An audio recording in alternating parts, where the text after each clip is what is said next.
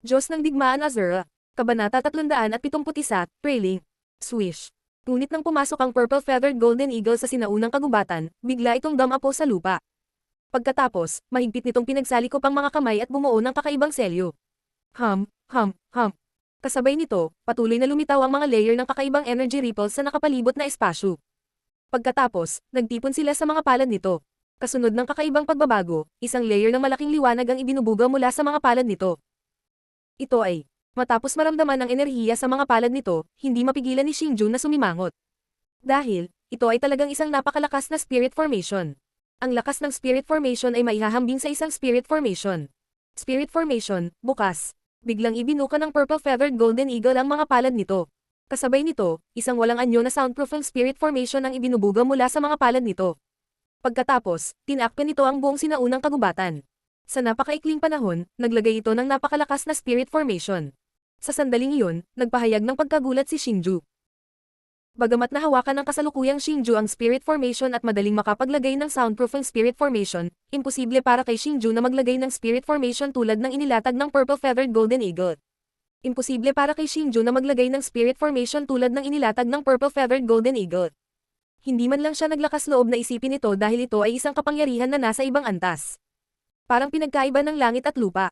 Isinasantabi ang laki ng spirit formation, ang enerhiya na nasa loob ng spirit formation ay isang bagay na hindi kayang likhain ni Xingju. Sa sobrang lakas ng spirit formation at napakalawak na lugar, maiisip kung gaano kalakas ang spirit formation. Mula dito, makikita na ang kapangyarihang taglay ng Combat Emperor ay higit na nalampasan ang kaalaman ng War Emperor. Labas. Gayunpaman, nang may tayo ang hadlang, dahan-daang lumingon ang purple-feathered golden eagle. Pinaikit nito ang mga mata at tumingin sa direksyon kung saan nakatago ang punishment execution hall. Nawala ang kakaibang ngiti sa gilid ng bibig nito. Sok, nakaita mo pala ako. Nang makita ito, bahagyang ngumiti si Xingju. Tapos, hindi na niya sinasadyang itago ang sarili. Tumingon siya at lumitaw sa likod ng isang malaking sinaunang puno na may malabong ngiti sa kanyang mukha. Sa totoo lang, noong inilapag ng purple-feathered golden eagle ang harang na ito, napagtanto ni Xingju na maaaring natuklasan ang kanyang kinaroroonan. Dapat malaman ng isang tao na ang purple-feathered golden eagle ay isang war king, at isang napakabihirang pag-iral sa mga magical beasts. Sa makatuwid, mayroon itong mga espesyal na kakayahan na hindi taglay ng mga ordinaryong tao. Kahit na si Xingju ay may soul devouring order para protektahan siya at kayang itago ang lahat ng kanyang aura, wala pa rin siyang magagawa sa kanya. Gayunpaman, tulad ni Aber ng Demon Cultivator Tribe, nararamdaman niya ang presensya ni Xingju sa pamamagitan ng pinakamaliit na tunog. Sa makatuwid, si Xingju na sumusunod sa purple-feathered golden hawk sa napakalapit na distansya ay malamang na matuklasan. Ngunit sa sandaling iyon, hindi nag-iisa si Xingju. Kahit na nalantad ang kanyang kinaroroonan, hindi natakot si Xingju. Sa halip, natuwa siya na nakapasok siya sa mundo ng dalawa kasama ang purple-feathered golden hawk. Dahil sa ganitong paraan, anuman ang sumunod na nangyari, walang makakaalam. Sumusunod sa akin ng palihim, ano ang iyong pakay? Sabi ng purple-feathered golden hawk sa malamig na boses. Sabi ko, Marshall nephew, natakot ako na baka may hindi mahawakan ng maayos, kaya gusto kitang tulungan. Kahit na parang may naramdaman ng purple-feathered golden hawk, may ngiti pa rin si Xingju sa kanyang mukha. Wala siyang planong ibunyag ang kanyang pagkatao sa ngayon. Sa tingin ko ay may lihim na motibo ka. Gayunpaman, minamaliit kita. Isang war emperor lang talaga ang sumunod sa akin hanggang dito. May kakayahan ka nga. Gayunpaman, ang isang war emperor ay magiging isang war emperor magpakailanman. Kung gusto kitang patayin, ito ay kasing dali ng pagdurog ng langgam. Bigla, ang purple-feathered golden hawk ay dahan-daang naglakad patungo kay Xingju na may nakamamatay na tingin. Ikaw, ano ang sinusubukan mong gawin? Ako ay iyong senior. Nakikita ito, si Xingju ay nagkunwaring takot at mabilis na umatras. Ano ngayon? Ito ang ipinagbabawal na lugar ng lungsod ng hayop. Maliban sa akin at sa aking guro, ang sinumang papasok ay mamamatay lamang. Tumisi ang purple-feathered golden hawk. Ang kanyang ngiti ay tila nagtagumpay sa kanyang plano. Nakakahiya para sa isang walang kwentang basurang tulad mo ang maging matanda sa akin. Ngayon, tutulungan ko ang aking guro na linisin ang kanyang bahay at itapon ang mga basurang tulad mo. Nagsalita ang purple-feathered golden hawk na may mabangis na tingin. Habang nagsasalita siya, dahan-dahan siyang lumapit kay Xingju. Ikaw, hindi mo iginagalang ang iyong superior. Ito ay kaiyahiya. Kapag nalaman ito ng aking guro, hindi kanya patatawarin. Nagpatuloy si Xingju na magkunwaring takot. Ngunit ngayon, sa wakas ay naunawaan na ni Xingju kung bakit gusto siyang patayin ng purple-feathered golden hawk. Naiinggit lang pala siya sa identity ni Xingju. Hahaha, si Master lang ang nakakaalam nito. Walang kwentang basura, mamatay ka. Biglang tumawa ng malakas ang purple-feathered golden hawk. Pagkatapos, iniabot niya ang palad niya at kinapa ang bakanteng espasyo. Boom! Boom! Boom! Boom! Boom! Ang espasyo na ilang libong metro sa paligid ng Xingju ay mabilis na gumuho at nawasak. Hindi mabilang na malalalim na bitak sa espasyo ang lumawak palabas, na nagdadala ng marahas na presyon na dumurog kay Xingju. Sa sandaling ito, tumingin si Xingju sa paligid at naramdaman na parang pumasok siya sa ibang espasyo. Ang pinaka-nakakatakot ay ang controller ng espasyong ito ay talagang kalaban niya. Ang napakalakas na puwersa ay hindi isang bagay na maaaring ipagtanggol ni Xingju. Tulad ng inaasahan, kakalabanin ko ang isang combat emperor sa napakalapit na distansya. Kahit na ang pag-asa ng pagtakas ay wala. Naramdaman ng puwang na patuloy na lumulubog at ang kapangyarihang nakapaloob dito na madaling pumatay sa kanya, ang mga labi ni Xingju ay pumulupot sa isang malabong ngiti. Gayunpaman, minamaliit mo ako. Isang nag-iisang tao ang nang ahas na sundan ka dito. Hindi iyon ang gagawin ko, si Xingchen. Lumabas ka, Senior Longyan. Biglang umungol si Xingju. Ikinumpas niya ang kanyang manggas at lumitaw ang isang nakakasilaw na liwanag. Nang mawala ang liwanag, lumitaw sa kanyang harapan ang figure ng isang matanda. Ang patriarch ng Guardian Dragon Clan ang nakatago sa storage bracelet ni Xingju, at Longyan ang pangalan niya. Break. Boom. Boom. Boom. Boom. Boom. Nang lumitaw si Longyan, hindi siya nagdalawang isip at nagpakawala ng suntok, na nabasag ang spatial shackles na maaaring dumurog kay Xingju hanggang sa mamatay. Sa sandaling ito, habang ang hindi mabilang na mga bitak sa espasyo ay nawala, ang espasyo ay bumalik sa orihinal nitong estado. Ito ay talagang isang combat emperor. Nang makita ng purple-feathered golden eagle ang biglang pagsulpot ng patriarch ng Guardian Dragon Clan, hindi niya maiwasang magulat nang may bakas ng pagtataka sa kanyang mukha. Hindi niya akalain na si Xingju ay talagang makakatawag ng combat emperor, at ang itsura ng patriarch ng Guardian Dragon Clan ay lampas sa kanyang inaasahan. Hehe, parang minamaliit kita. Isa ka lang low-level combat emperor. Katapat mo ba ako? Gayunpaman, isang nakakainsultong ngiti ang lumitaw sa mukha ng purple-feathered golden hawk. Isang mahiwagang hayop na nagtataglay lamang ng kaunting espesyal na kapangyarihan, ngunit nang ahas kang magyabang ng walang kahihiyan. Ngayon, hahayaan kitang maranasan ang kapangyarihan ng aking Guardian Dragon Clan. Ang mga salita ng purple-feathered golden eagle ay malinaw na ikinagalit ng clan leader ng Dragon Guardian tribe. Kasunod nito, ang magkabilang braso niya ay biglang kumalat habang ang isang maringal na war chi ay lumabas sa kanyang katawan. Kasunod nito, naging ilang naglalakihang dragon na 10,000 talampakan ang haba habang umaarangkada sila patungo sa purple-feathered golden eagle. Boom! Habang ang ilang mga dragon na nabuo mula sa war chi ay umaalon, maging ang lupa sa ilalim ng mga paa ni Xingju ay nagsimulang manginig, na naglalabas ng nakakatalim na mga tunog ng dagandong. Kasabay nito, hindi mabilang na malalim na itim na spatial crack ang lumitaw sa nakapalibot na espasyo. Mula dito, makikita kung gaano kakilakilabot ang pag-ataking ito. Si Xingju ay matatag na naniniwala na kung ang pag-atake na ito ay tatama sa isang malaking lungsod, hindi ito magiging mahirap para sa kanya na agad na wasakin ang lungsod sa lupa. Gayunpaman, ito ay isang casual na pag-atake lamang mula sa isang combat emperor. Guardian Dragon Clan. Hindi ko pa ito narinig. Gayunpaman, ang purple-feathered golden eagle ay hindi kahit kititing na takot sa gayong malupit na pag-atake. Sa kabaligtaran, ang gilid ng kanyang bibig ay bumuo ng isang mapanuksong ngiti. Golden Eagle Claw. Biglang-bigla, ang purple-feathered golden eagle ay nagpakawala ng marahas na dagandong. Kasunod nito, ang kanyang kamay ay naging kuko ng agila at humawak sa pag-atake ng patriarch ng Guardian Dragon Clan. Isang gintong liwanag ang kumikislap, at lumitaw ang kuko ng higanteng agila na tila totoo. Ang talas ng kuko ng agila ay nagdulot ng tuluyang pagkabasag ng hindi mabilang na mga sinaunang puno sa paligid. Ang pag-atake ng patriarch ng Guardian Dragon Clan ay nasira din ito. Half matapos basagin ang pag-atake ng patriarch ng Guardian Dragon Clan sa isang solong strike, hindi napigilan ng kuko ng Golden Eagle ang pag-atake nito. Sa halip, patuloy nitong inatake si Xingju at ang patriarch ng Guardian Dragon Clan. Bago dumating ang pag-atake, isang marahas na bagyo ang dumating. Napakalakas ng bagyo na maging ang nagtataasang sinaunang mga puno sa paligid ay nagsimulang yumanig ng husto. Marami sa mas maliliit na puno ang nabunot, at kasama ng bagyo, bumagsak ang mga ito patungo kay Xingju at sa iba pa. Xingju, umatras ka. Nang makitang ang purple-feathered golden eagle ay talagang naglunsad ng napakalakas na pag-atake, maging ang patriarch ng Guardian Dragon Clan ay hindi napigil ang sumimangot, at ang kanyang mukha ay naging solemna. Matapos babalaan si Xingju sa likod niya, ang kanyang mga kamay ay mabilis na nakabuo ng kakaibang selo. Sa sandaling ito, ang enerhiya sa kanyang katawan ay nagsimulang tumalon ng mabilis. Bloodline power, bumukas. Bigla, ang patriarch ng Guardian Dragon Clan ay nagpakawala ng mahinang sigaw. Nagsimulang magbuga ang kanyang katawan ng nakakasilaw na gintong liwanag. Sa sandaling sumikat ang gintong liwanag, ang kanyang katawan ay tila nagkaroon ng malaking pagbabago. Sa sandaling ito, siya ay tulad ng isang gintong tao. Bukod dito, sa sandaling ito, nabigla si Xingju nang matuklasan na ang lakas ng Patriarch ng Guardian Dragon Clan sa harap niya ay mas malakas din kaysa dati. Break. Boom boom boom. Matapos ang Patriarch ng Guardian Dragon Clan ay naging isang gintong tao, muli siyang nagpakawala ng suntok.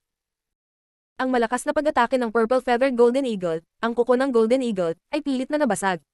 Bukod dito, ito ay isang casual na pag-atake. Diyos ng Digmaan Azura. Kabanata 372, ang lakas ng pagprotekta sa Dragon Clan. Ito ba ang bloodline power ng Dragon Guardian Tribe? Si Xingju ay hindi sinasadyang nagpahayag ng nagulat na ekspresyon habang nakatingin sa pinuno ng Dragon Guardian Tribe, na malinaw na nagbago sa parehong lakas at hitsura. Ito ay dahil naramdaman ni Xingju na ang lakas ng bloodline ng Dragon Guardian Tribe ay katulad ng spiritual explosion of the Spirit Devouring Tribe, kahit nasa pamamagitan ng iba't ibang paraan. Na-verify nito ang sinabi ng clan leader ng Dragon Protection Clan. Ang tunay na lakas ng Dragon Protection Clan ay hindi mas mababa kaysa sa Ancient Clans. Matapos itong makita ngayon, naramdaman din ni Xingju na ang Dragon Guardian Tribe ay tiyak na mairaranggo sa mga sinaunang clan sa mga tuntunin ng kanilang pamana at mga espesyal na kakayahan na taglay nila. Sa madaling salita, ang Dragon Guardian Tribe ay talagang isang sinaunang clan na walang nakakaalam. Hindi ko inaasahan na magkakaroon ka ng ganoong galaw. Mukhang minamaliit kita. Gayunpaman, kung ito lang, natatakot ako na kayong dalawa ay hindi makakatakas sa kamatayan ngayon. Ang pagbabago sa pinuno ng tribo ay naging dahilan din ng pagkagulat ng Purple Feathered Golden Eagle. Gayunpaman, hindi siya nakaramdam ng anumang takot dahil dito. Sa halip, siya ay lumitaw na walang takot. Mayabang na kasama. Tingnan ko kung hanggang kailan ka magpapatuloy sa pagiging matigas ang ulo. Nang makita ito, ang tribe leader ng Dragon Protector Tribe ay nagpakawala ng malamig na sigaw. Ang magkabilang palad niya ay biglang umusad. Kasabay nito, isang gininto ang liwanag na katawan ang lumabas mula sa kanyang mga palad. Sinabayan ng mga alon ng nakakatalim na tunog, ito ay sumabog patungo sa Purple Feathered Golden Eagle. Bagamat hindi malaki ang gininto ang katawan ng liwanag, ang enerhiyang nasa loob nito ay mas malakas kaysa sa gininto ang kuko na pinakawalan ng Purple Feathered Golden Eagle kanina. Gayunpaman, hindi nagbago ang ekspresyon ng Purple Feathered Golden Eagle sa harap ng napakalakas na pag-atake. Hindi lang siya umiwas, bagkus ay ngumiti siya habang nakatitig sa pag-atake. Napuno talaga ng pangungutya ang ngiti niya. Boom! Agad na sumabog ang walang hangganang enerhiya mula sa pag-atake. Ang malakas na enerhiyang ripple na ito ay parang isang nagngangalit na gininto ang bagyo na patuloy na tumatakas. Sa pagkalat nito, ang lupa ay nanginag at ang kalawakan ay napunit. Hindi mabilang na mga sinaunang puno ang lumubog sa loob nito, at sa isang iglap, si Xingju at ang pinuno ng tribo ay nilamon. Phew! Hindi sinasadyang nagpakawala ng mahabang buntong hininga si Xingju habang nakatitig sa mabilis na sumisikat na gintong liwanag sa paligid niya. Ito ay dahil naramdaman niya ang nakakatakot na enerhiya na nasa loob ng gintong liwanag. Kung hindi dahil sa pinuno ng Dragon Guardian Tribe na nakatayo sa harap ni Xingju para harangin ito, sapat na ang mga alon ng enerhiya lamang upang pasabugan si Xingju hanggang sa mamatay. Sa katunayan, kahit na ang kanyang mga buto ay hindi naiwan. Ho. Gayunpaman, sa sandaling ito, ang mga alon ng enerhiya na kumakalat ay nagsimulang pumiglas ng marahas. Pagkatapos, nagsimula silang maglaho ng mabilis. Ang biglaang pagbabagong ito ay naging sanhi ng pagkunot ng noo ng clan leader at Xingju. Kasunod nito, ibinaon ng dalawa ang kanilang mataimtim na tingin patungo sa maulap na harapan. Nandoon ang Purple Feathered Golden Eagle. Sa sandaling ito, naramdaman nilang dalawa ang kapangyarihang mas malakas kaysa sa clan chief ng Imperial Dragon Protector Clan na patuloy na inilalabas. Hey, ito lang ba ang mayroon ka? Sa sandaling ito, isang madilim na boses ang biglang umalangaw mula sa walang hangganang usok. Bagamat ang boses na ito ay medyo katulad ng boses ng Purple Feathered Golden Eagle, may ilang pagkakaiba. Kung ikukumpara, ang boses na ito ay mas kakaiba at nakakabagabag. Gayunpaman, pagkaraang umalangaw ang boses na ito, ang usok na tumatakip sa isang malaking bahagi ng mga sinaunang puno ay nagsimulang kumawala. Nang mawala ang usok, isang malaking figure ang lumitaw sa harap ng Xingju duo. Nang makita nila ang figurang ito, hindi sinasadya ang pagkabigla sa kanilang mga mukha. Ito ay dahil nabigla silang matuklasan na sa lugar kung saan nakatayo ang Purple Feathered Golden Eagle, mayroong isang colossus na 10,000 talampakan ang taas. Ito ay talagang isang higanteng agila, at ang katawan nito ay natatakpan ng mga balahibo na kulay ube. Ang mga balahibo na iyon ay parang hindi mabilang na matigas at matutulis na sandata na kumikislap na may mahinang liwanag. Kasabay nito, nagbigay ito ng pakiramdam na hindi ito masisira. Sa sandaling ito, ang pulang dugo nitong mga mata ay mahigpit na nakatitig sa Xingju duo. Bukod dito, ang katawan nito ay naglalabas ng walang anyo at makapangyarihang deterrent, na naging dahilan upang marahas na pumikit ang espasyo sa paligid nito. Hey, karangalan mo na makita ang aktwal kong katawan. Biglang nagsalita ang Purple Feathered Golden Eagle sa malamig na boses. Habang nagsasalita siya, bumungad sa kanyang mga mata ang masidhing hangarin ng pagpatay. Roar! Biglang bumukas ang bibig ng purple-feathered golden eagle, at isang nakamamatay na puting nagngangalit na bagyo ang lumabas mula sa bibig nito, bumaril patungo sa Xingju duo. Ang bagyo ay tila nabuo ng ilang matutulis na talab. Habang tumatakas ito, halos lahat ng nasa daanan nito ay nabasag. Maging ang espasyo mismo ay ganap na nawasak. Higit pa rito, ito ay may sensinang makikita kung gaano ito kalakas. Golden Dragon Light. Sa pagtingin sa unos na humahampas sa kanila, maging ang ekspresyon ng clan chief ay nagbago ng husto.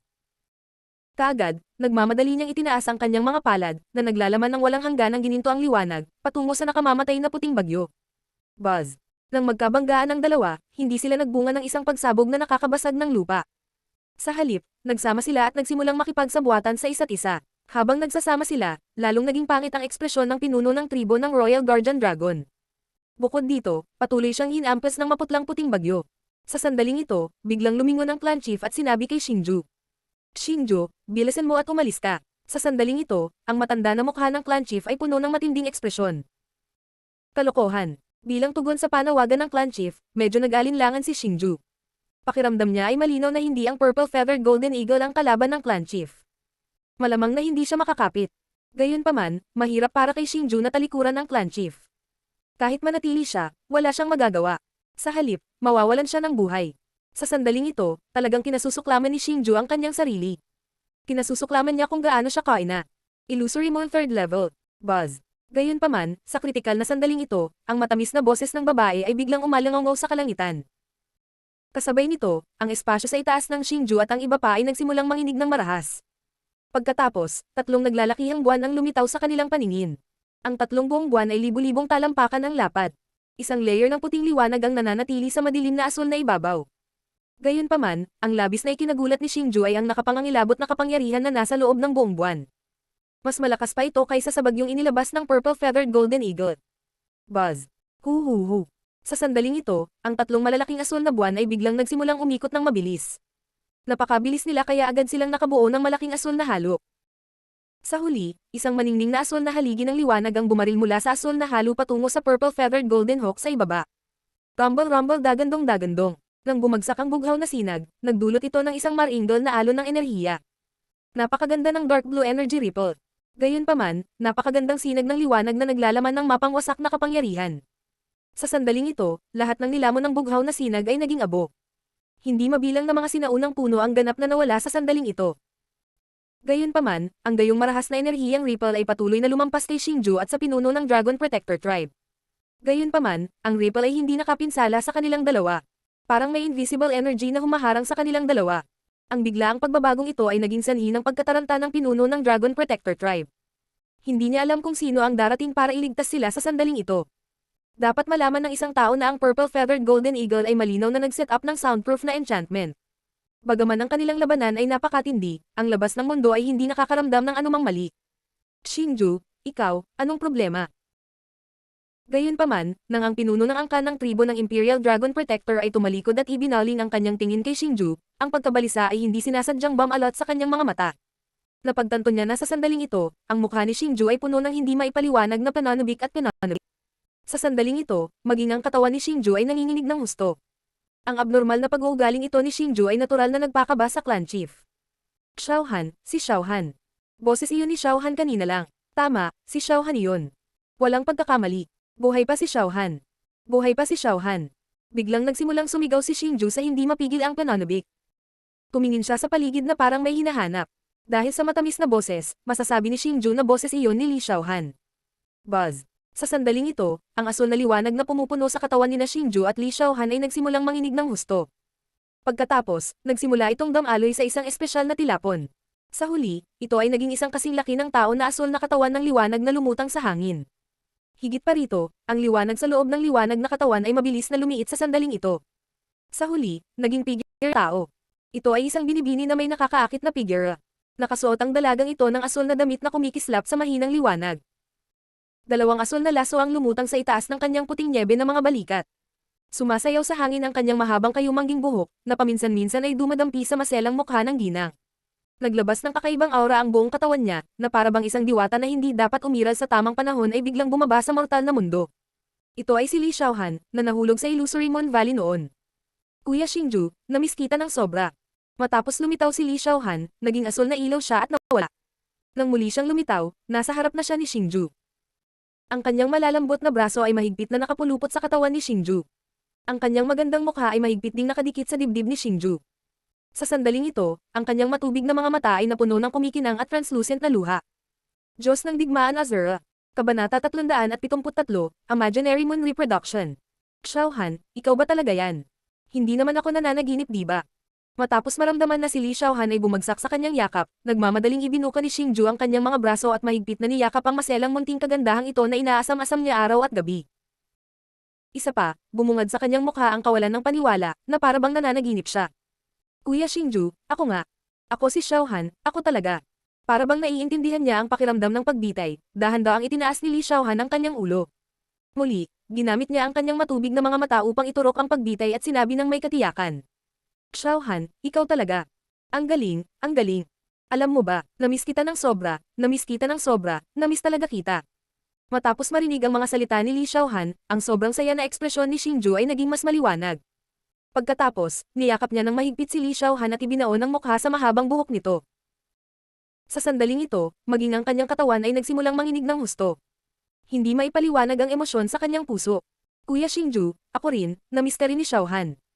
Sa sandaling ito, pinayagan ni Li Xiaohan si Xingju na yakapin siya ng mahigpit, ngunit hindi siya nagreklamo. Samandal lang siya sa yakap ni Xingju na parang maliit na ibon. Bumuhos din ang mga luhang orihinal na namumuo sa kanyang mga mata sa mga sandaling ito. Walang pa ito hinaing sa mga luhang ito, tanging pananabik. Kahit na hindi niya kilala kung sino si Li Xiaohan, ang pinuno ng angkan ng Dragon Protection Tribe ay maaaring hulaan na silang dalawa ay may malapit na relasyon batay sa kanilang matalik na pagkilos. Pagkatapos nito, isang mahinang ngiti ang hindi sinasadyang lumitaw sa mukha ng matanda. Ang nakaraang pag-atake ni Li Xiaohan ay hindi maliit na bagay. Malinaw, ang kanyang lakas ay higit sa kanya. Sa makatuwid, natural na napakasaya ni Xingju na magkaroon ng isang napakatalino at magandang babae bilang kanyang kasama. Kalokohan, sino ka? Gaano kalakas ang loob mo na salakayin ako sa Beast City? Alam mo bang nakagawa ka ng isang hindi mapapatawad na krimen? Gayunpaman, sa sandaling ito, muling umalangaw ang boses ng Purple Feathered Golden Eagle. Paglingon, si Xingju ay natigilan ng matuklasan na ang Purple Feathered Golden Eagle ay nagbagong anyo na bilang isang tao. Gayunpaman, ang kanyang kasalukuyang hitsura ay medyo miserable. Gulong-gulo na ang buhok niya at bakas pa ang sariwang dugo sa gilid ng bibig niya. Sa sandaling ito, gumagamit siya ng masamang tingin upang tingnan ang mahigpit na magkayakap na Xingju duo. Tumahimik ka, biglang naging malamig ang ekspresyon ni Li Xiaohan. Halatang halata na siya ay ganap na galit na sinira ng Purple Feathered Golden Eagle ang masayang sandali nila ni Xingju. Pagkatapos ay iniunat ni Li Xiaohan ang kanyang palad at kinamot ang Purple Feathered Golden Eagle. Buzz! Isang maliit na asul na buwan ang lumitaw sa itaas ng ulo ng Purple Feathered Golden Eagle. Pagkatapos, isang asul na liwanag na haligi ang bumaril mula sa buwan at binalot ang Purple Feathered Golden Eagle. Sa sandaling ito, hindi napigilan ng Purple Feathered Golden Eagle na lumuhad sa lupa. Niyakap niya ang kanyang ulo gamit ang dalawang kamay at sumigaw sa sakit, na para bang may tinitiis na sakit. Ang kapangyarihang ito, napakalakas. Sa pagtingin sa asul na liwanag na nakakulong sa Purple Feathered Golden Eagle na parang isang hadlang, maging ang clan leader ng Guardian Dragon Tribe ay hindi napigil ang sumipsip ng malamig na hangin. Kitang-kita niya kung gaano kakilakilabot ang kapangyarihan sa loob ng liwanag. Sa ilalim ng takip ng asul na liwanag, ang anyo ng Purple Feathered Golden Hawk ay hindi gaanong nagbago, ngunit ang mga loob nito ay punit-punit na, at maging ang kaluluwa nito ay dumaranas ng matinding pinsala. Kung magpapatuloy ito, mamamatay ito nang wala sa oras. Ang pinaka-nakakatakot ay walang anumang halatang sugat sa ibabaw ng katawan nito. Little Han, huwag mo siyang patayin. Sa kanyang matalas na soul strength, natural na nararamdaman ni Xingju ang nakakatakot na kapangyarihan sa loob ng liwanag. Si Li Xiaohan, na nakapagpalabas ng ganoon kalakas na pag-atake, ay malinaw na nagtataglay ng lakas ng isang combat emperor. Bagamat nabigla rin siya sa kasalukuyang lakas ni Li Xiaohan, pinanatili pa rin ni Xingju ang kanyang rasyonalidad. Hindi niya kayang patayin ang Purple Feathered Golden Eagle ngayon. Kuya Xingju, ngayon ka lang niya gustong patayin. Kung hindi pa ako dumating sa tamang oras, natatakot ako na baka mapahamak. Ang bastos na ito, hindi ako makapaghintay na putulin siya sa 1,000 piraso. Sabi ni Li Xiaohan na puno ng pagkalito ang mukha. Bagamat hindi niya naiintindihan, sinunod pa rin niya ang mga tagubilin ni Xingju at itinigil ang kanyang pag-atake. Pagkatapos ay tumingin siya sa Purple Feathered Golden Eagle na may mga mata na puno ng layuning pumatay. Ang Purple Feathered Golden Eagle ay kasalukuyang kalahating patay sa lupa, humihingal ng husto. Little Han, nahuli na nila si Xiaolong. Kailangan pa rin natin siyang mahanap si Xiaolong. Bagamat hindi alam ni Xingju kung paano natagpuan ni Li Xiaohan ang lugar na ito, masasabi niya mula sa mga salita ni Li Xiaohan na tila hindi naiintindihan ni Li Xiaohan ang mga detalye ng nangyari. Agad naman itong nagpaliwanag sa kanya. Haha, tulad ng inaasahan, pumunta ka sa Beast City ko na may layunin. Ngunit hindi ko inaasahan na ang layunin mo rin pala ay ang Heaven Refine ng Devil Dragon. Kung ganun, parang kasama mo rin ang tinatawag na Grandmaster. Ngunit hindi mahalaga, dahil ikaw man o ang kalokohang iyon Grandmaster, pareho kayong makakalimutang iwan ang Beast City na buhay ngayon. Biglang umalangaw ang malabong tawa ng purple-feathered golden eagle. Kasabay nito, isang kakaibang anteng-anteng ang lumitaw sa kanyang kamay. Ito ay isang komunikasyon talisman.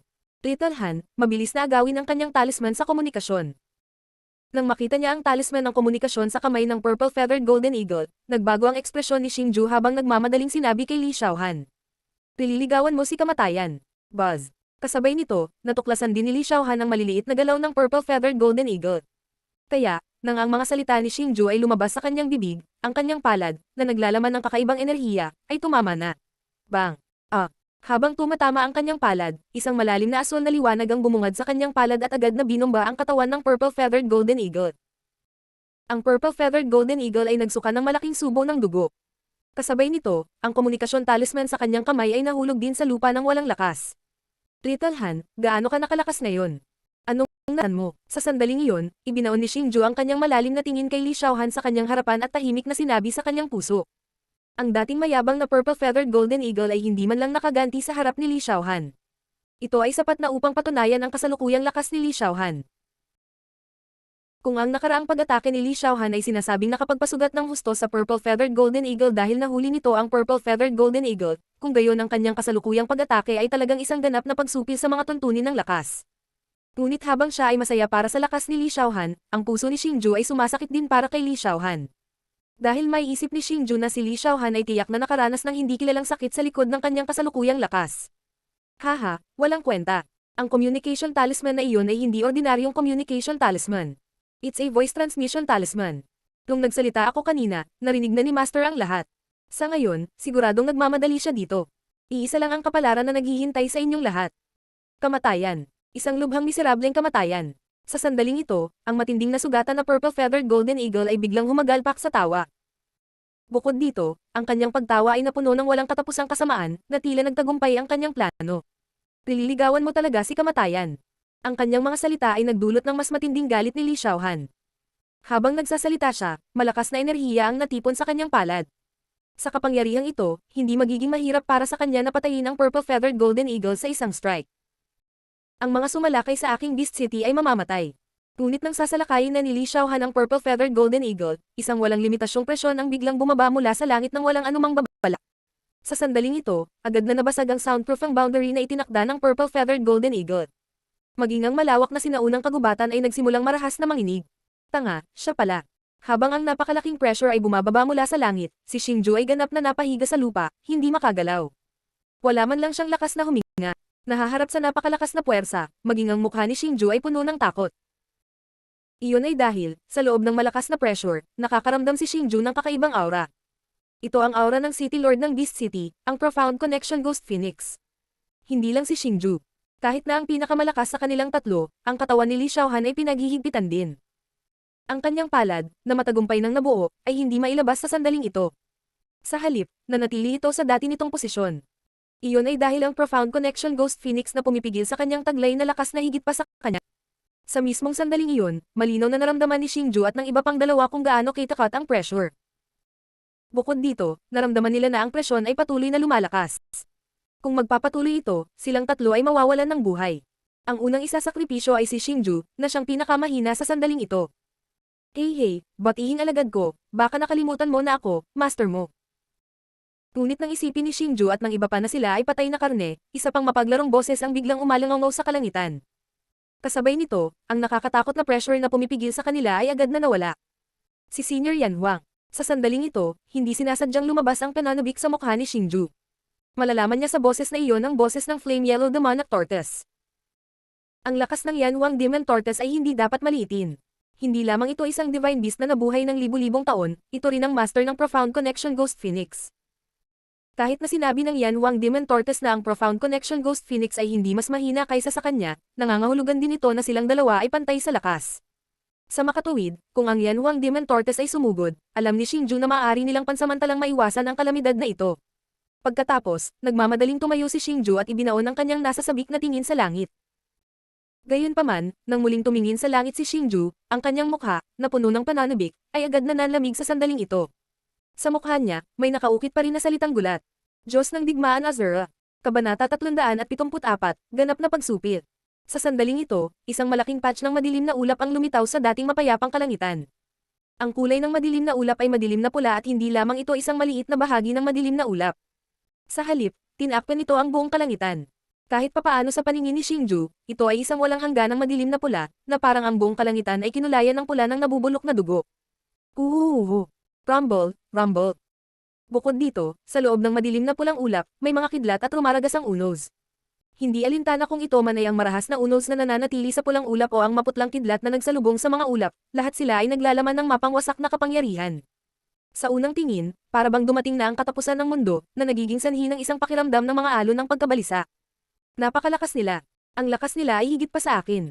Dapat silang mga mid-level combat emperors. Kung paanong si Xingju ay namangha sa mga pagbabago sa kalangitan, si Li Xiaohan, na nasa tabi niya, ay nagpakita rin ng gulat na ekspresyon. Xiaohan, nakikita mo ba ang laban nila? Matapos marinig ang mga salita ni Li Xiaohan, nagulat si Xingju sa una, pagkatapos ay mabilis niyang iniling ang kanyang ulo at nagtanong. Sa sandaling ito, magagamit lamang ni Xingju ang kanyang mga mata upang makita ang mga pagbabago sa kalangitan at ang nakakatakot na sumisikat na enerhiya. Gayunpaman, hindi makita ni Xingju ang sitwasyon sa loob. Bukod dito, ang distansya sa pagitan ng langit at lupa ay napakalaki na kahit ang puwersa ng kaluluwa ni Xingju ay hindi maabot ito. Gayunpaman, maaaring hulaan ni Xingju na sa madilim na pulang kalangitan, ang Flaming Yellow Devil Tortoise at ang Mystic Enlightening Ghost Phoenix, ang dalawang nangungunang eksperto ng kontinente, ay maaaring nasa isang matinding labanan. Gayunpaman, hindi niya makita ang labanan at nakikita lamang niya ang nakakatakot na tunog na dulot ng labanan sa pagitan nilang dalawa. Hindi ko ito nakikita sa ganitong kalayuan. Nararamdaman ko lamang ito ng aking kaluluwa. Matapos marinig ang tanong ni Xingju, iniling ni Li Xiaohan ang kanyang ulo at sumagot ng nakangiti. Kaya pala ganun. Pati soul force nila, umabot na sa ganong level. Matapos marinig ang mga salita ni Li Xiaohan, biglang napagtanto ni Xingju na halos nakalimutan na niya na ang puwersa ng kaluluwa ni Li Xiaohan ay napaka-espesyal at matapang din. Kahit na ang puwersa ng kaluluwa ni Li Xiaohan ay hindi na kasing lakas ng kay Xingju sa patuloy na paglaki ng kanyang lakas at paggamit ng Soul Devouring Art, si Li Xiaohan ay nasa antas pa rin ng Combat Emperor. Sa antas ng kapangyarihang iyon na maaaring magwasak sa mundo, makatwiran para sa soul power ni Li Xiaohan na magkaroon ng qualitative leap. Ito ay lalo na para kay Li Xiaohan, na ang soul power ay espesyal. Kuya Xingju, umatras ka. Gayunpaman, sa sandaling ito, biglang nagbago ang ekspresyon ni Li Xiaohan. Nagmamadali siyang tumalon sa harap ni Xingju. Sabay tuwid ng mga braso at ibinuka ang mga palad. Isang layer ng malalim na asul na harang ang lumitaw sa kanilang tatlo, mahigpit na pinoprotektahan sila sa loob nito. Mayroong hindi mabilang na maliliit na buwan na umiikot sa loob ng madilim na asul na hadlang. Habang sila ay umiikot, ang katatagan ng hadlang ay masasabing umabot na sa isang antas na hindi masusugatan. Buzz. Nang mataranta si Xingju sa biglaang pag-deploy ni Li Xiaohan ng napakalakas na hadlang, ang hindi mabilang na dugupulang gas ay lumundag patungo kay Xingju at ang dalawa pa mula sa lahat ng direksyon tulad ng isang higanting alon na ilang libong talampakan ng taas. Ang gayong pag-atake ay ganap na nagsara sa landas ng pag-urong para kay Xingju at sa dalawa pa. Sa sandaling ito, sa wakas ay naunawaan ni Xingju kung bakit naglagay si Li Xiaohan ng napakalakas na hadlang. Boom! Boom! Ang pulang dugo na higanting alon ay napakabilis. Sa isang kisap mata ay dumating na ito ng malakas. Ang walang hangganang pulang dugo na gas ay patuloy na binomba ang harang na inilagay ni Li Xiaohan. Kasabay nito, ang mga dagandong na nakakatalon sa tainga ay naglabasan at ang mga marahas na alon ng enerhiya ay nagsimula. Habang kumakalat ang mga alon ng enerhiya, agad na nahulog si Xingju at ang dalawa pa sa isang dagat na pulang dugo. Nakikita lamang nila ang madilim na pulang higanting alon na walang tigil na umaalingaw-ngaw, pati na rin ang nakakatakot na enerhiya na nasa loob ng higanting alon. Kalokohan, kailan dumating ang pag-atake na ito? Sa pagtingin sa eksenang nasa harapan niya, hindi mapigilan ni Xingju na sumimangot. Hindi niya naramdaman ang anumang pag-atake na paparating sa kanila. Hindi lang siya, maging ang patriarch ng Royal Guardian Dragon Clan ay hindi ito naramdaman. Mula dito, makikita kung gaano kakaiba at mabilis ang pag-atake. Kung hindi nag-react si Li Xiaohan sa oras, marahil silang tatlo ay naging isang tumpok ng meat paste at nabaon sa pulang dugong alon. Hindi ito war chi, ngunit isang espesyal na uri ng enerhiya. Ito ay dapat na isang spiritual artifact. Nang mataranta silang dalawa, mataimtim na sinabi ni Li Xiaohan. Ano? Isa itong spiritual artifact. Matapos marinig ang mga salita ni Li Xiaohan, bahagyang nagbago ang ekspresyon ni Xingju. Maraming narinig si Xingju tungkol sa spiritual artifacts. Hinaanggad ni Xingju ang maalamat na sandata na nagtataglay ng kapangyarihang sirain ang langit at lupa sa mahabang panahon, ngunit hindi niya ito nakita ng sarili niyang mga mata. Bang bang bang. Ang pulang dugong alon ay patuloy na umaatake sa madilim na asol na hadlang na itinayo ni Li Xiaohan. Tuloy-tuloy na umalangaw sa mga tenga ni Xingju at ng iba pa ang mga alon na tumatagos sa tenga. Gayunpaman, sa ilalim ng buong suporta ni Li Xiaohan, gaano man karahas ang pulang dugo na alon, hindi nito nagawang masira ang hadlang kahit kaunti. Biglang nagsimulang umikot ang pulang dugong alon sa kakaibang tilapon. Pagkatapos, ang pulang dugong alon na tumakip sa isang malaking bahagi ng kagubatan ay nagsimulang maglaho at tuluyang nawala. Sa sandaling ito, nagulat si Xingju at ang iba pa nang makitang wala na sila sa sinaunang kagubatan. Sa halip, sila ay nasa isang kapatagan na may tumataas na singaw. Bukod dito, maging ang ibabaw ng kapatagan ay nagsimulang magbuga ng malabong pulang kulay, na parabang ito ay isang malaking pugan. Nilamon talaga nito ang buong sinaunang kagubatan. Sa pagtingin sa eksenang nasa harapan niya, hindi napigilan ni Xingju na sumipsep ng malamig na hangin. Tumutulo na ang napakaraming malamig na pawis sa bawat parte ng kanyang katawan. Ito ay dahil nahulaan na ni Xingju na hindi sila nalipat, ngunit ang sinaunang kagubatan ay ganap na nawasak. Dapat malaman ng isang tao na ang ibabaw na lugar ng Beast City ay napakalaki, at ang sinaunang kagubatan na kanilang kinaroroonan dati ay sumasakop sa isang lugar na mahigit 10,000 milya. Bagamat ang nakaraang pag-atake ng Patriarch ng Dragon Protection Clan at ng iba pa ay nawasak din ang kagubatan, malayo ito sa antas na ito. Ang nakaraang pag-atake ay tumagal lamang ng ilang sandali, ngunit ito ay ganap na nilamon ng isang sinaunang kagubatan na umaabot ng libu-libong milya. Malinaw kung gaano kakilakilabot ang pag-ataking ito. Marahil ito ang tunay na kapangyarihan na maaaring magwasak sa langit at lupa. Purple Feathered Golden Eagle, anuman ang mangyari, isa ka pa ring bihirang magical beast na nabuhay ng mahigit 100 taon. Para talagang mapilitan sa ganoong estado ng isang matandang lalaki at 2 bata, talagang pinahiya mo ang Panginoon ng lungsod. Pangalan.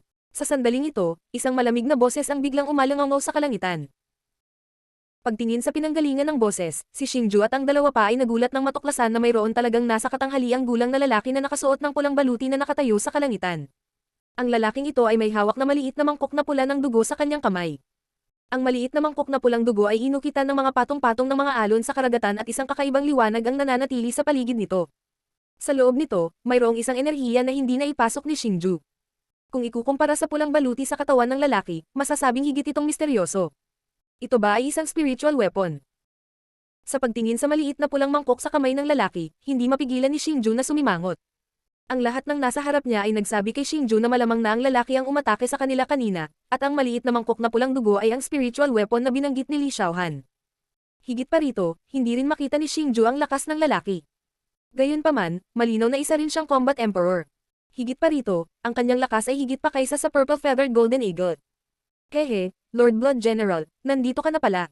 Nang si Xingju ay hindi mapakali sa biglang pagsulpot ng nasa katanghaliang gulang na lalaki, ang Purple Feathered Golden Eagle na nahulog sa lupa ay tumawa. Isa pa, talagang puno ng paggalang ang tono nito. General ng dugo, ito kaya ang 4 na mahusay na tagapangalaga ng General ng Beast City. Narinig ang mga salita ng Purple Feathered Golden Eagle, ang ekspresyon ni Xingju ay lubos na nagbago. Ito ay dahil narinig ni Xingju ang mga tao na nag-uusap tungkol sa Great Guardian of the Beast City. Ang pinakamalakas na hayop sa Beast City ay ang Beast City Lord, ang hari ng lahat ng mga hayop, ang Profound Enlightenment Ghost Phoenix. Walang duda tungkol dito. Gayunpaman, maliban sa Profound Enlightenment Ghost Phoenix, mayroon pa ring 4 na tao na kinatatakutan ng Towering Heaven Domain sa Beast City. Sila ang 4 na Great Guardian General ng Beast City. Ayon sa alamat, ang 4 na dakilang general ng tagapangalaga ay bihirang mga mahiwagang hayop na nabuhay ng libu-libong taon.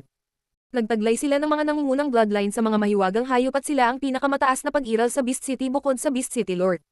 Bawat isa sa kanila ay nagtataglay ng lakas ng Combat Emperor at bawat isa sa kanila ay nagtataglay ng kakaibang natal spiritual weapon. Ang kanilang husay sa pakikipaglaban ay higit na nalampasan ng mga eksperto sa parehong antas. Sinasabi ng nag-iisang Great Guardian General ay minsang lumaban sa 3 sa kanila at madaling napatay ang 3 sikat na Combat Emperors ng Towering Heaven Domain. Mula rito, makikita kung gaano kalakas ang 4 na dakilang tagapangalaga ng Beast City. Gayunpaman, alam din ni Xingju na tiyak na dahil ang 4 na dakilang tagapangalaga ng Beast City ay makapangyarihan kaya nilang binantayan ang 4 na napakahalagang lihim na lugar ng Beast City. Gayunpaman, hindi inaasahan ni Xingju na ang isang Great Guardian General ay lilito sa isang napakahalagang sandali. Sa pamamagitan nito, masasabing nasa panganib sila. Kalimutan mo na, magtago ka sa malayo kung sakaling masugatan kita sa pag-atake ko. Dahil sa ngayon, kailangan kong mabilis na kunin ang 3 piraso ng basurang ito para makapunta ako at matulungan si Cheng Zuo. Ang general ng dugo ay walang pakialam na sulyap sa Purple Feathered Golden Eagle at biglang ibinaling ang kanyang matalim na tingin patungo sa 3 grupo ni Xingju. Bukod dito, isang nakikitang mamamatay tao na aura ang lumabas sa kanyang katawan. masyado kang mataas ang tingin mo sa sarili mo kung gusto mo kaming hulihin. Gayunpaman, sa sandaling ito, malamig na bumuntong hininga si Li Xiaohan at isang mapang-asar na ekspresyon ang lumitaw sa kanyang magandang mukha. Kuya Xingju, ikaw at ang senior na ito ay dapat manatili sa harang na ito. Huwag kang lalabas. Matapos turuan sina Xingju at Li Xiaohan, nang hindi hinintay ang tugon ni Xingju, nawala ang figure ni Li Xiaohan. Nang muli siyang lumitaw, nasa langit na siya. Ano, munting bata, gusto mo bang kalabanan kita mag-isa? Hindi masama ang iyong lakas, ngunit dapat mong malaman na ang kayamanan sa aking kamay ay isang espiritual na armas. Sa pamamagitan nito, kahit gaano ka kalakas, matatalo ka pa rin sa akin, walang pakialam na sabi ng general ng dugo habang kinakalikot niya. Ang mangkok na kulay dugo sa kanyang kamay. Spiritual weapon, di ba? Nakalimutan kong sabihin sa'yo. Hindi lang ikaw ang may spiritual weapon. Matapos marinig ang mga salita ng general ng dugo, bahagyang ngumiti si Li Xiaohan. Pagkatapos, kinuyom niya ang kanyang kamay at isang nakakasilaw na liwanag ang bumungad sa kanyang palad. Nang mawala ang liwanag, lumitaw ang isang madilim na asul na tungkod sa kamay ni Li Xiaohan. Ang tungkod ay kumikinang at naaninag na parang gawa sa kristal. Ito ay masasabing napakarilag. Gayunpaman, ang gayong napakarilag na tungkod ay naglalaman ng hindi masusukat na dami ng enerhiya. Isa rin itong spiritual weapon. Diyos ng Digmaan Azura. Kabanata 375, Espiritu. May spiritual artifact talaga si Little Han. Sa pagtingin sa maitim na asul na tungkod sa kamay ni Li Xiaohan, hindi mapigilan ni Xingju na ipakita ang gulat na ekspresyon sa kanyang mukha. Gayunpaman, ang pagkabigla na iyon ay agad na napalitan ng kagalakan. Ang mga spiritual artifact ay lubhang mahalagang bagay. Ang mga nagtataglay ng spiritual artifact ay pawang mga taong nakatayo sa tuktok ng Sky Martial Continent. Sa madaling salita, ang spiritual artifacts ay kumakatawan sa katayuan ng mga eksperto sa tuktok ng kontinente. Ngayong nakakuha na si Li Xiaohan ng spiritual artifact, bilang kanyang kasintahan, natural na masaya si Xingju para sa kanya. Sino ka ba? Sa sandaling iyon, hindi lang si Xingju ang nabigla. Halos lahat ng naroroon ay nagulat na si Li Xiaohan ay nakapaglabas ng isang spiritual artifact. Maging ang general ng dugo ay may pagtataka sa kanyang mukha. Hindi mahalaga kung sino ako. Ang mahalaga ay natatakot akong mamatay ka ngayon. Pinaikit ni Li Xiaohan ang kanyang mga mata habang ang mga sulok ng kanyang bibig ay bahagyang nakakunot, na nagpapakita ng isang ngiti na maaaring magpabagsak sa mga lungsod. Gayunpaman, sa loob ng ngiti na iyon, nakatago ang isang siksik na layunin ng pagpatay. Hahaha, ang yabang na babae. Ngayon, ipapaalam ko sa iyo kung gaano kataas ang langit at kung gaano kalalim ang lupa. Laging may mas mahusay kaysa sa iyo. Blood Spirit, lumabas ka. Biglang tumawa ng mayabang ang general ng dugo. Napuno ng pangungutya ang kanyang tawa. Kasabay nito, ang mangkok na pulang dugo sa kanyang kamay ay nagbuga ng isang maringal na pulang gas na dugo. Ang gas ay bumaril sa langit, eksaktong kapareho ng pulang dugong alon mula noon. Mula dito, makikita na ang naunang pag-atake ay nagmula nga sa mangkok na pulang dugo. Kiki, amoy spiritual artifact talaga ito. Mukhang may kalaban kang spiritual artifact. Gayunpaman, huwag mo na akong bigwan muli sa pagkakataong ito. Nang lumitaw sa kalangitan ng maringal na pulang dugo na gas, ito ay naging 1,000 metrong haba na pulang halimaw. Ang halimaw ay humanoid, ngunit mayroon itong masamang mukha. Mas pangit pa ito kaysa sa ilang mahiwagang hayop. Tumaas mula sa katawan nito ang mga agos ng dugong pulang gas, na nagmistulang isang higanteng tao na gawa sa apoy. Isa pa, may hawak itong mahabang tinidor sa kamay. Ang mga agos ng dugong pulang gas ay nakapulupot din sa tinidor. Ang presyon na nagmumula sa katawan nito ay napakahusay. Ito ay talagang mas malakas kaysa sa general ng dugo. Moon Maiden, mangyaring ipakita ang iyong sarili. Gayunpaman, si Li Xiaohan ay hindi natakot kahit kaunti nang ang gayong halimaw ay lumitaw sa kanyang harapan. Isang mahinang sigaw ang kanyang pinakawalan at itinaas ang tungkod sa kanyang kanang kamay. Sa sandaling ito, isang malalim na asul na liwanag ang lumabas mula sa kanyang palad. Buzz. Ang malalim na asul na liwanag ay namuo sa kalangitan at sa wakas ay naging isang kaakit-akit na babae. Bukod dito, ang babae ay nakasuot ng damit na katulad ni Li Xiaohan. Gayunpaman, ang babaeng ito ay libu-libong metro rin ang taas at hawak ang parehong tungkod bilang Li Xiaohan. Sa likod niya, may malaking asul na kabilugan ng buwan na dahan-daang umiikot na may asul na liwanag na namamalagi sa paligid nito. Ito ay isang magandang tanawin.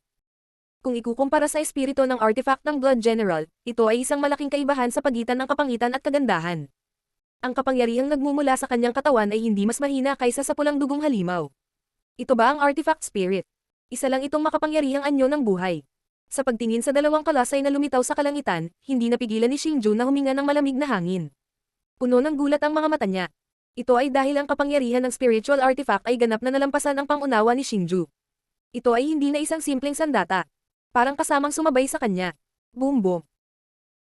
Kung paanong si Xingju ay humanga sa dalawang napakalaking nilalang na lumitaw sa kalangitan, ang dalawang artifact spirit ay nakasalikop na sa isa't isa.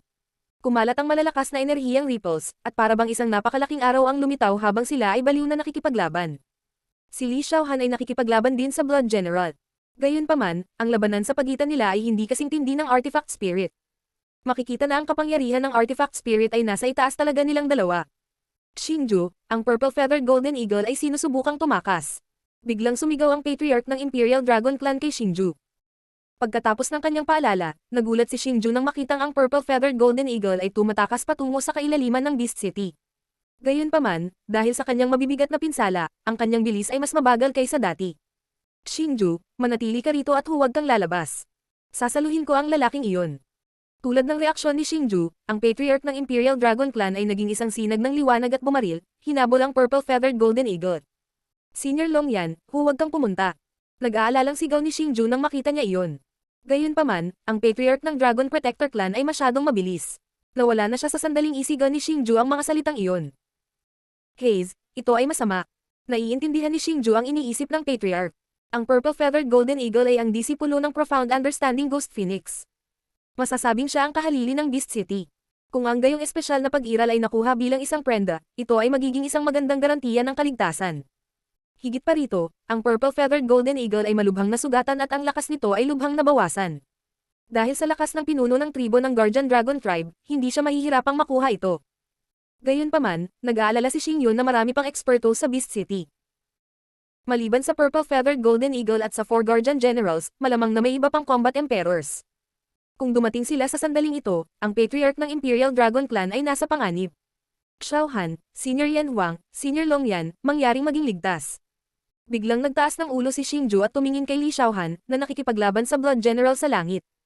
Pagkatapos, tumalon siya at umalis sa barrier na itinayo ni Li Xiaohan. Lumipad siya patungo sa kailaliman ng kagubatan sa napakabilis na bilis. Kasabay nito, pinalawak niya ang kanyang soul strength sa limitasyon. Sa kasalukuyan, lahat ay nakikipaglaban sa kanilang buhay sa linya. Sa karakter ni Xingju, natural na hindi siya magtatago sa hadlang. Gayunpaman, ang ganitong uri ng labanan ay hindi isang bagay na maaari niyang salihan. Ang kailangan niyang gawin ay hanapin ang lugar kung saan nakakulong si Xiaolong.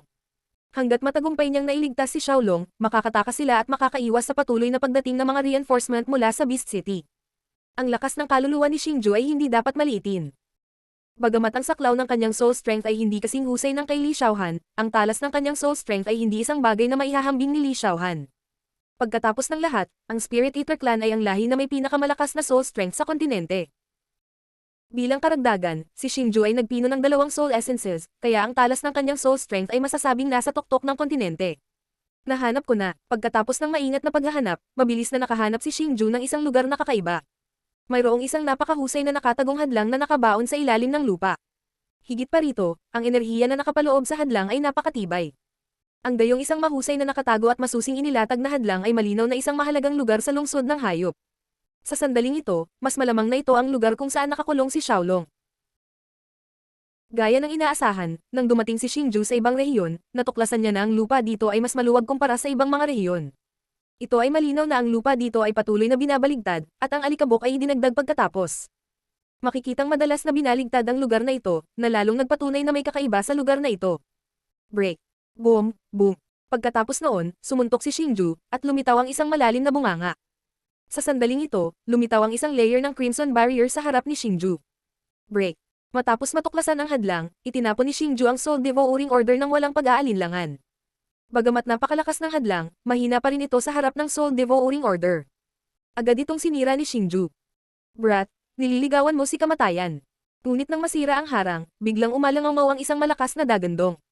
Ang boses na hindi yin o yang ay kabilang sa Profound Connection Ghost Phoenix. Tila ang hadlang ay inilatag ng Profound Connection Ghost Phoenix, at ang pagsira ni Xingju sa hadlang ay nagbigay daan sa Profound Connection Ghost Phoenix na malaman ang tungkol dito. Ho, ho. Kasabay nito, biglang lumitaw ang 2 madilim na pulang haligi ng liwanag sa madilim na pulang ulap. Ang mga haligi ng liwanag ay bumaba mula sa langit na parang 2 higanteng bulalakaw na may makapal na usok at apoy na bumabagsak sa napakabilis na bilis. Sa pagtingin pa lang nito, hindi na maiwasang makaramdam ng takot sa puso. Girl, aawayin kita sa ibang araw. Swish.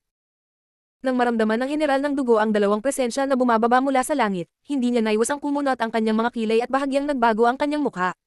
Pagkatapos ng isang pagkukunwari, mabilis siyang umatras at tumakas sa malayo. Ang artifact spirit na kanyang pinakawalan ay naging isang crimson gas at sumanib sa kanyang crimson bowl, tumakas kasama niya. Kuya Xingju, Senior, kayo. Matapos tumakas ang general ng dugo, ang unang ginawa ni Li Xiaohan ay tingnan ang hangganan sa ibaba. Gayunpaman, nabigla siya nang matuklasan na si Xingju at ang pinuno ng Dragon Guardian Tribe ay nawala na. Nang tumingin siya sa paligid, nakita niya na karga-karga ng pinuno ng Dragon Guardian Tribe ang malubhang na sugatan na purple-feathered golden hawk habang siya ay mabilis na sumugod pabalik sa hangganan. Nasa langit din si Xingju. Ngayon, lahat kayo ay tiyak na mamamatay. Ngunit sa sandaling ito, umalangaw muli ang dagandong ng Profound Connection Ghost Phoenix. Kasabay nito, isang malakas na presyon ang dumagundong muli. Nang dumating ang presyon, napunit ang espasyo. Maging ang lupa ay nanginginig, at malalalim na bitak ang kumakalat. Si Xingju at ang iba ay pinagigpitan, at hindi sila nakagalaw. Pakiramdam pa nila ay madudurog ang kanilang mga katawan sa mga sandaling ito. Nagninangas na yellow demonic armor. Ngunit sa kritikal na sandaling ito, isang dagandong ang biglang umalangaw. Kasabay ng dagandong na ito, ang langit ay biglang binalot ng isang layer ng kulay abo na gas. Ang lugar na binalot nito ay ang sinaunang kagubatan, at si Xingju at ang iba pa ay nababalot sa loob nito. Bukod dito, ang kulay abo na gas ay mabilis na nakondensed, at sa huli, ito ay nakondensed sa isang layer ng substance. Isa itong malaking baw ng pagong, at ang enerhiyang nasa loob ng shell ng pagong ay nagulat kay Xingju at sa iba pa. Ito ay isang hindi mailalarawan na kapangyarihan. Kung ito ay isang hadlang, kahit na ang Soul Devouring Token ay hindi ito magagawang basagin. Sa madaling salita, ang enerhiyang nakapaloob sa loob nito ay masasabing hindi nababasag at walang katulad na matibay.